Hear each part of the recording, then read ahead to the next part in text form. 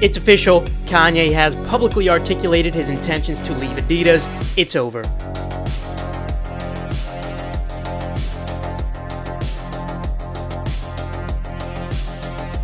Not only is he leaving, but he is leaving prematurely due to a breach in the contract. According to Kanye's own statements, this could be as early as Tuesday, although I suspect it will take a few more weeks of legal work. Regardless, the topic of today's video is now what to do with all your Yeezys. Should you sell all of your Yeezys or should you hold them? And should you even consider potentially investing in more of them? We'll be discussing all that today. If you want more details regarding why Kanye is leaving, feel free to watch my prior video. I'll leave a link for it at the end of this video. After Kanye left Nike in 2014, we've seen his Nike Yeezys skyrocket in value over the following years, especially within just the last several years alone. For those of you who were in the sneaker game back then, you'll likely recall there was even an abrupt surge in the market almost instantly after the leave was official. Unfortunately, StockX's data doesn't go back that far as they didn't exist, but nonetheless, you get the point. After Kanye's leave, all the Nike Yeezys increased substantially in value, allowing anyone who held to reap the rewards of an incredible ROI, especially if you've held this long up until recent years. And so now many are wondering, will the same be the case for all Adidas Yeezys? Unfortunately, not exactly, but in some cases, to a small degree, yes. Allow me to explain why this is. Evidently, the Nike Yeezys were extremely limited. Not only that, but there were very few models and colorways in general, respective to the overwhelming amount of models that Adidas Yeezys have. More importantly, nearly every single one of those Yeezys has immensely high stock for Adidas, with the exception of some that have not been re-released against Kanye's will yet. You see, the Turtle Dove 350, for example, would have remained very limited, for instance, like the Oxford 10s or the Moon Rocks, but Adidas reproduced a mass amount for Yeezy Day, rendering them a now mass-produced sneaker. Hence, even if we saw a proportional increase in demand over the years like we did for the Nike Yeezys, the effects of that would be proportional to the stock differences between these two as well. So, best case scenario, let's say demand does increase proportionally somehow, which I'll explain why that is unlikely soon.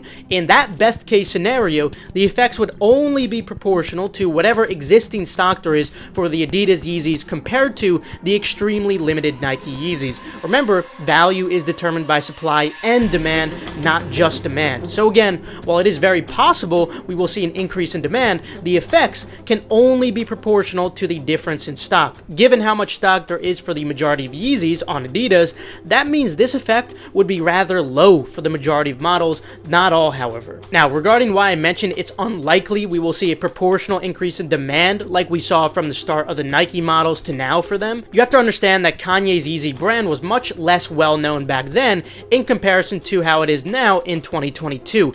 In other words, the Yeezy brand being less well known and demanded back in 2014 is what allowed so much room for a massive increase over time, since it initially had much lower demand, of course. I believe it's very probable that the demand for Yeezy in general can certainly continue to increase, but it's gotten so vastly popular already that it doesn't leave much more room to increase. Now, on the other hand, a very notable positive for any Yeezy holder that derives from this is that now there should no longer be any risk of older models being reproduced, diluting the value of existing pairs. Now, I say should because Kanye's legal team was wise enough to restrict Nike from being able to re-release any prior old Yeezys he worked on after he left. So I expect the same to be the case for Adidas, where we will no longer see any models be reproduced ever again. But again, I can't guarantee that for sure. I'm just fairly confident that this will be the case. Rather, Adidas will continue releasing their phony AliExpress versions of each model. So again, this should be a net positive in general to any Yeezy holder, since Adidas will no longer have the ability to create more stock for any prior models, meaning you don't have to concern about future dilution. So those are the two driving factors as to why we should expect Yeezys to increase in value over time as a result of this. However, as I emphasized earlier, do not expect the increase in value to be anywhere close to what we saw with the Nike Yeezys. In some cases, it might be so marginal that you might not even notice any differences in comparison to just general increases like we naturally see over time. Now, as I stated earlier, some models will be more affected than others. The models that will be affected the most are the ones with the lowest stock as well as the most iconic colorways. So for instance, the Oxford Tan and Moonrock Yeezy 350s are good examples of low stock pairs that are also iconic. I'd expect better rises on those than the tons of recent mass-produced 350s we have seen, for instance. On the other hand, some are at the middle ground, like the Turtle Dove Yeezy 350. This is an iconic Yeezy, but now has very high stock. Nonetheless, it should still experience a better increase than a recent mass-produced 350. And lastly, the worst of the worst will be the unapproved Yeezy 350s that also happen to be mass-produced. A prime example of this would likely be the recent Yeezy 350 slate, as Kanye recently admitted that many recent 350s were never approved. Hypothetically, if Kanye ends up posting a list of unapproved versus approved, I'll definitely make a video on that, so make sure to subscribe and enable post notifications to stay updated for that and any other news regarding hype sneakers. But in conclusion, this is a net positive for anyone holding Yeezys. We should see an increase because of this. However, as I emphasized, I expect the effects to be rather marginal on the vast majority of recent pairs, with the exception of perhaps the Yeezy 350 Turtle Dove and possibly even the red stripe Yeezy 350.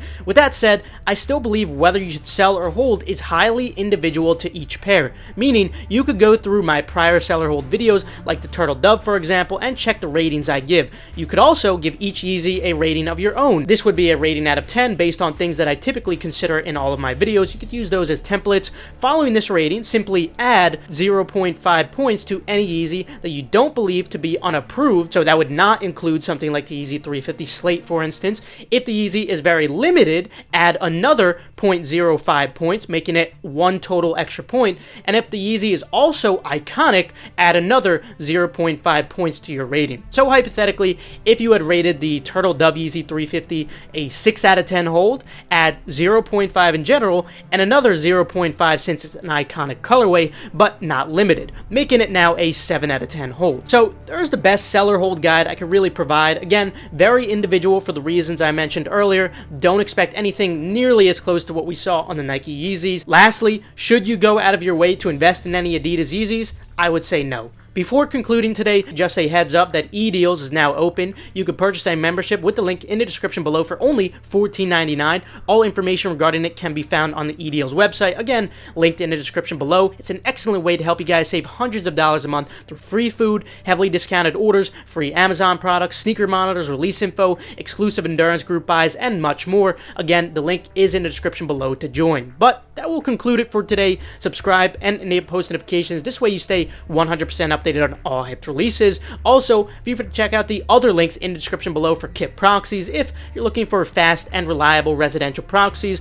Furthermore, be sure to follow Endurance's Twitter for updates on the next restock or key giveaways, and the same goes for Gargantua AIO if you want to keep up with the restocks or progress. Last but not least, make sure to follow Keith Adam 10 and Personals for You. This way, you guys can stay updated on all urgent info like I was going over today. With that though, I'll see you guys later. Have a fantastic rest of your day.